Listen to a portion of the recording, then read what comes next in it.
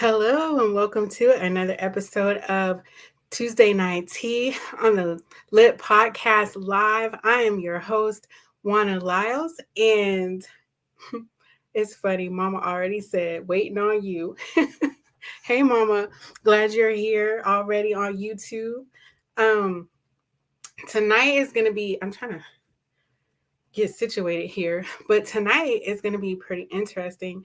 I'm excited. So if you are on StreamYard, please allow StreamYard to see your name so that I can see who you are so that we can interact because I love to interact. So, welcome everybody. I see more people are coming on in. Again, if you are on StreamYard, please allow them access to your name so that I can see who you are and we can have a good old time. Hey, coach, what's up? So, yeah, August, girl, you made it early this time. Hey. Um, but yeah, this is I forgot to turn my phone off. But I'm I really don't specialize in attachment styles, but I recognize um how important they are. So I use a different type of therapy when I work with people. But hey Greg, y'all, it's my karate teacher. Um but I use a different type of therapy and it still kind of all comes together. So, as we get on talking about our attachment styles, you will see that it's not like a label. I don't want you to feel like it's a label or a diagnosis. That's why I put that disclaimer out there because people can have multiple types or multiple traits and characteristics of each attachment style. So it doesn't mean that something's wrong with you. I don't want you to think that this is not in any way a therapy session or a therapy diagnosis for you, but I do want you to, just be educated and aware. And so it's 8:05. So I'm going to go ahead and get started as we talk about attachment styles. Has anybody ever heard of attachment styles? And sometimes you think about it. I'm going to just jump right in. Okay. So when we think about attachment styles, it's that first, it goes all the way back to like your childhood, right? That's how it kind of starts. And so, nowadays, I don't know what they used to do, but I know when I had my children 20 plus years ago, they say, hold the baby, do skin to skin contact and things like that. These things are really important early in childhood, especially in this infancy stages, because it starts to develop your attachment style. And your attachment style, as you get older, also helps determine how you have relationships, whether they're intimate relationships or friendly relationships. Okay.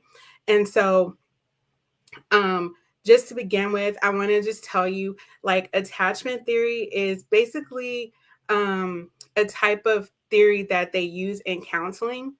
It refers to how people think about and behave in relationships. And someone with a secure attachment believes their close relationships are trustworthy, whereas someone with an insecure attachment tends to distrust or worry about their bond with others.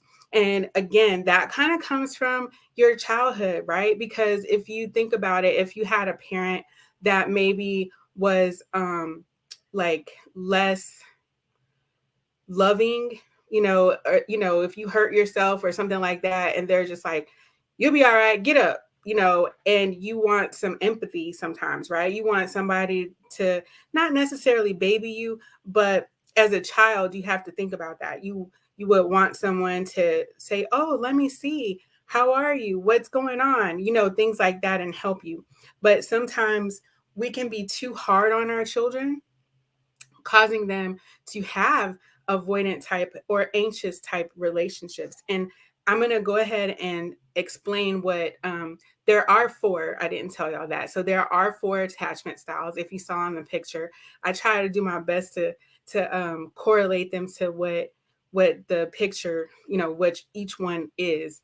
So when you think about a secure attachment, like I was saying, it's the one where you feel more trusting. Secure people engage in healthy relationships with good intimacy, with good communication, and autonomy, meaning that they have some independence, right? They express needs. Um, they can communicate those needs to their friends, to their partner, or whoever. So they communicate well. They trust their partner, right? So they're the people that are like giving you the benefit of the doubt. They don't automatically distrust you or have negative thoughts about you. So they automatically are more trusting of other people. And they find their relationships more fulfilling. So they can be committed to relationships but still be independent. So they're not what I would call enmeshed, meaning like and you'll find out in a little bit what that one looks like. But they're more committed and still independent. So they could do things on their own.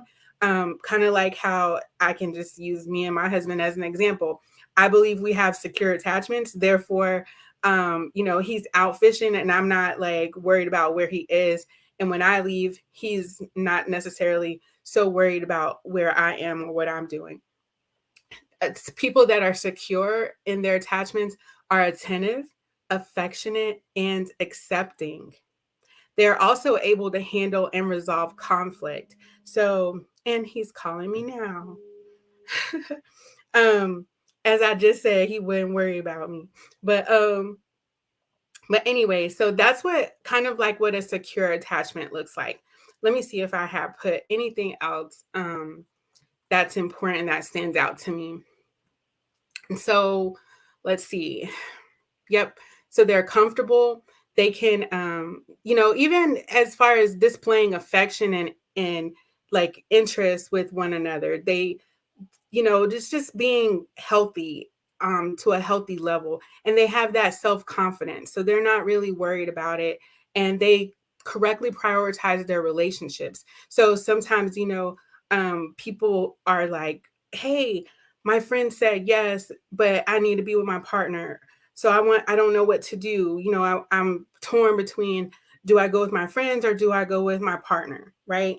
And they have, or either maybe it's work. It's not always just hanging out doing social things, but sometimes they don't know how to prioritize. Well, people don't know how to prioritize relationships, but in a secure attachment, you know how to do these things and have clear, healthy boundaries. Okay, and y'all know that all last month we were talking about boundaries, so you should be real clear on about boundaries. And so secure people are able to stick to their boundaries. Okay, let's see. We can move on to anxious attachment styles. So these people are a little more nervous and stressed out about their relationships. Okay, they need constant reassurance, constant affection from their partner, and they have trouble being alone or single. And they often succumb to unhealthy or abusive relationships because they don't know how to, they just take what they get, right? And they often worry about their partner's availability and commitment. Sometimes they feel incomplete without their partner, and they may seek excessive reassurance or struggle with jealousy, right? That's like that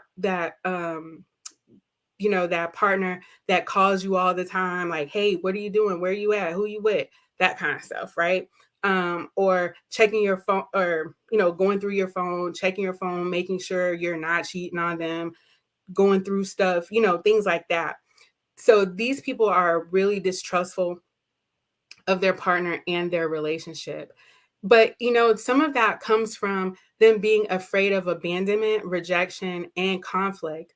So sometimes, they're just kind of anxious in the relationship. So they will do things. That's why they stay in abusive relationships, right? Because they are afraid to be left, to be abandoned, to be rejected by their partner. And to avoid conflict, they just kind of succumb to it. That's why they end up in more abusive relationships. And they are very sensitive to criticism because they're hungry for approval, right? So they're like, oh, that hurt my feelings, don't tell me about it, but I really want you to tell me all the good things. So when I think about it, I think these people need more of words of affirmation a lot of time in relationships, just to kind of, deal with their relationship in general. So they need to be affirmed and reaffirmed and confirmed and validated and all of that in their relationships. Okay. So then let's see. Um, Next, we have what would be avoidant attachment. So an avoidant person can come across as like very detached, aloof, like aloof, not really connected to people. They tend to avoid intimacy. They're more vulnerable and commitment, and they avoid vulnerability. I'm sorry, they avoid vulnerability and commitment, and they often spend time away from their partner. Okay, so they can be thinking about boundaries. They could be overly rigid. So just like, don't call me after 9. I'll call you. Don't call me. That kind of stuff. They can be very guarded, so they don't talk so much, even with friends, not just intimate partners, but you don't really get to know them. You don't get to know a lot of information because of that, them avoiding the vulnerability. So you don't really get close to them because they are also uncomfortable with emotions and conflict, right? So they don't really deal with anything that gets them kind of mushy. Intimate contact with people is what they kind of avoid. They also have difficulty expressing their needs and their wants, so their communication may appear to be not as clear as someone who is more secure in their attachments. Okay. um I want to see, there was something else I wanted to tell you about avoidant. Um, yeah, they are. So these people are very independent. They're self-directed, and like I was saying, they're often uncomfortable with intimacy. I was reading something and it said they're commitment phobes. So like they have a phobia to commitment is what they're really saying. And they can rationalize their way out of any intimate situation. So they regularly complain about feeling crowded or suffocated. So when you're with somebody and they're that person that's like, you're trying to be together with them and they're like, oh, I need a break. I need a break. Like this is too much for me right now. So you go on break, or nowadays with the kids, they go on breaks and pauses. I don't understand it, but that's what they do. Um, and they usually do that because they feel suffocated when people try to get too close. And that again comes from um, them being paranoid and wanting to control, having control in the situation, basically. And so they avoid it because they don't want to be controlled. In every relationship, they always have an exit strategy. So it's like they're constantly thinking about, when it goes bad kind of stuff, and so they already know what they're going to do to get out. Avoidants often construct their lifestyle in such a way to avoid the commitment and too much intimate contact. So, in surveys, they've shown that people that are avoidant types score high on self-confidence and very low on emotional expressiveness and warmth. So they are very self-confident people, but they don't know how to have empathy and closeness to you. And so the other thing I forgot to tell you guys about was in an anxious style. They said that this survey, let me find it real quick. Um, I thought there was something about a survey. I'll find it, but um, oh yeah, there it is. 50%. Oh, it was about secure attachment. So 50% of people have secure attachment. Okay, so I just wanted to tell y'all that survey point I have forgot to tell you. So about half of the people, um, I guess the survey was from the United States, have a secure attachment. Okay, and then the other people have an insecure attachment, meaning either the anxious attachment, the avoidant attachment, and then now I'm going to go into what is called the anxious avoidant or disorganized is what it's also called. So it's also called disorganized type or fearful type. Okay, so um what happens is basically it's an anxious and avoidant person mixed together. Okay, and so that is like the worst of the worst, right? So if you're an anxious avoidant type, you're afraid of intimacy and commitment. You distrust and you lash out emotionally at anyone who tries to get close to you. You often spend much of your time alone and miserable or in abusive or dysfunctional relationships. So it basically can't get worse than this, right? Anxious avoidant people are low in confidence and they likely express emotions, preferring to they're less likely to express emotions, and they prefer to suppress their emotions. So when you ask them what's going on, what's wrong, they don't say no, nothing, I'm all right, it's okay.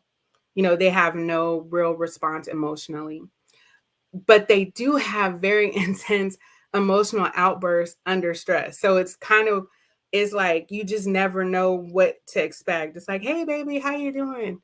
Why are you yelling, talking to me? I told you to leave me alone, because they're avoidant, right? But that's especially during stressful times, they can be overly emotional. They also don't tend to seek help when in need because they distrust other people, right? So this sucks because they're also incapable of sorting through their own issues, so they can't really, it's like that's why they call it disorganized, because you really don't even know how to identify your own feelings and emotions, because you just don't know, right? And sometimes that comes because you have grown up with a parent or parents or just caregivers in general, that were those type of people. Like, you just never know what to expect. You come home, hey mom, how you doing? I just came home from school. And then she's like, hey baby, I missed you so much. Or it's why are you in here? Why didn't you do your homework? Go somewhere, and so you just never know really what to expect. So why wouldn't you grow up and be anxious and avoidant? Because you're kind of like, I don't know, I'm scared, but I don't really want to have relationships because they're not safe. Okay. Let's see. The other things I want to tell you about anxious avoidant people is that, again, I'm going to reiterate their tendency toward emotional extremes. So they're like real happy or real angry. It's very extreme. They have difficulty maintaining healthy boundaries. So they don't really know what healthy boundaries look like. And they're prone to high conflict relationships. So the people that are continually arguing with you, they have inconsistent behavior. They're distrusting at the same time wanting to be with you. So it's just, it's very confusing to be with a person that has a anxious avoidant characteristic. Okay. And so I want you to also know this, that most people have a primary attachment style, but it's common to have traits from any of the other styles. So you could be predominantly secure in friendships, but then still in a romantic relationship exhibit more of an anxious avoidant, right? So it doesn't necessarily mean that you're just one way. Okay. And um, most of this comes from early parenting, childhood events, and even some adult experiences. So, and your attachment style can change over time, okay? And people with insecure attachment can become more secure by adopting new beliefs and new behaviors. Okay. So once you become aware, you can change these things for yourself. Partners in relationship can influence each other's attachment styles as well. So if you have someone who's anxious avoidant, you used to be secure, you can start being anxious avoidant as well. And so finally, I want to go over some things that help you to create a secure attachment with your friends and your romantic partners. Okay, because healthy relationships require a mix of intimacy and independence. And so when I was talking about being enmeshed earlier, that's meaning like you're always around the person and you feel incomplete without them, that kind of stuff. And so, when they talk about my better half, or it's like I need my partner to feel whole, that kind of stuff. Because when you can feel like an individual and still be in a relationship, that's more secure. Okay. um so what you can do to help yourself to be have a more secure attachment is to learn about your attachment style. If you'd like, I will put a link in there to some of the, like, there's free ones that you can take. I would not put all my money on them. I would not, I mean, they're kind of like entertainment purposes. So they're not like a real attachment style thing. You would have to go and get a real assessment from a therapist, or, a mental health professional. So I did want to tell you that. But moving on. So learn about your attachment style, and I will put a link in there for one that you could get on the page. So what we did today was learn about the four main attachment styles, as well as some of their associated thoughts and behaviors. So now you have that empowerment that, you can kind of think about it, and, what am I more like in relationships, whether it's friendly or intimate? Okay. Examine your beliefs about the relationships that you're in. So, views about relationships tend to get set early in life. And that's because of, your childhood experiences. And for that reason, it's important to investigate what's actually true about your current relationships and abandon any other outdated beliefs and interpretations. Because, maybe your parents were abusive, but they're not abusing you now, right? Maybe it was a boyfriend or a girlfriend that you had in a past relationship, but right now that's not happening. Okay. So gain your facts, learn your facts, and examine your limiting beliefs, as I like to call them, about relationships. Act opposite to your anxious or avoidant style. So if you have an anxious attachment style, try taking small steps toward becoming more independent. Okay, so start doing things on your own. Go to the movies, go catch lunch by yourself, things like that. And if you have an avoidant attachment style, try letting down your guard and initiating intimacy. So you be the one to make the first contact. Okay. And, even if it's like you're a single person, you be the one that go approach somebody and see, instead of waiting for someone to find you, you be the one to take the first step. Okay. Um, and the worst that could happen is that they just say no, right? And that's okay, because that's probably some of avoidant, anxious person that you don't need to be with anyway. Increase your emotional awareness. So I know a few weeks ago too, we also talked about your emotional health and vocabulary. And so, this is if you don't know what your emotional awareness is, this is a good time for you to learn to express and tolerate your emotions. It makes you better able to accept and empathize with other people, especially someone that you want to be in an intimate relationship with, and just your friends as well. And so this also decreases reactivity and increases attachment security. So you're not just, you know, when you have emotional awareness, you're not just being reactive and explosive to people. You're learning to have empathy and put yourself in their place and see it from their perspective. Last three, communicate openly and listen empathetically. So secure attachment requires communicating in a respectful, open-hearted way. And when conflict happens, talk with your partner.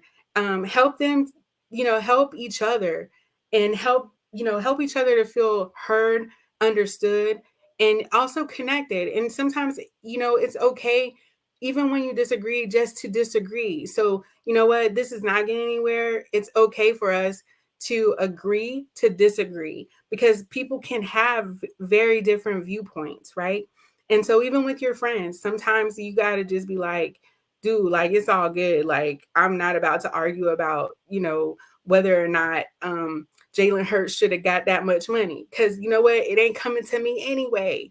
Right. And I know I'm just joking, but just sometimes if you have disagreeing and you can't come to a conflict resolution, to resolve the issue, then just agree to disagree and move on. Your friendship, your relationship does not have to end because of that. And then seek out others with healthy relationships. So if you want to run a marathon, it's helpful to surround yourself with successful runners, right? Like I wanted to be a black belt in karate, so I surrounded myself with my karate teacher and other people that were doing those things. But in the same way, if you want to improve your relationships, observe other people with healthy relationships. See how they think, see how they behave, see how they communicate with one another, right? You don't want to be around other people that's arguing and fighting. So if you want healthy, be healthy, go around those types of people. So when you want to level up, that's what you have to do anyway, right? And the last one, minimize stressors. Stress can worsen attachment issues. Trust me, they can worsen attachment issues. So be proactive by committing your to self care, which is again what we've been talking about all previous month, and address conflict before it escalates. So don't wait and let it build up and then you're like a volcano and then it just blows up. Okay. Start addressing it, like nip stuff in the bud right then and there, at least when you cannot be as reactive, but calm yourself down. And then engage in a calm activity with your friend or your partner. Okay. So let me get back to my screen. We had some other people come on. So hey Maya and hey Michelle, how are y'all doing? So you said you know someone who is anxious avoidant. Yeah, I'm sure we all know some people that exhibit, if it's not ourselves, that we, that exhibit those traits of all of them, but the key is to make yourself aware, learn about them, learn who you are and how what attachments you have yourself, because sometimes we Michelle says she's gonna be bold. Okay. So learn about who you are and what traits you exhibit. Okay. And then I want, my want for you and my hope is that you were educated a little bit about the different types of attachment styles and how your childhood could have impacted them, thinking about, whether you had parents that were abusive or neglectful. And sometimes it doesn't even have to be like abuse, it's just like you have working parents, you might have a single parent that has to work two jobs, or you may have, maybe something happened to your parents and you had to grow up with an aunt, or uncle, or grandparents. So hey Lemuel, how you doing?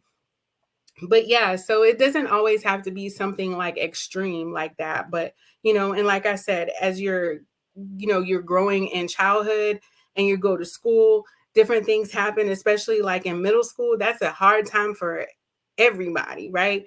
Because your body's going through a lot of change.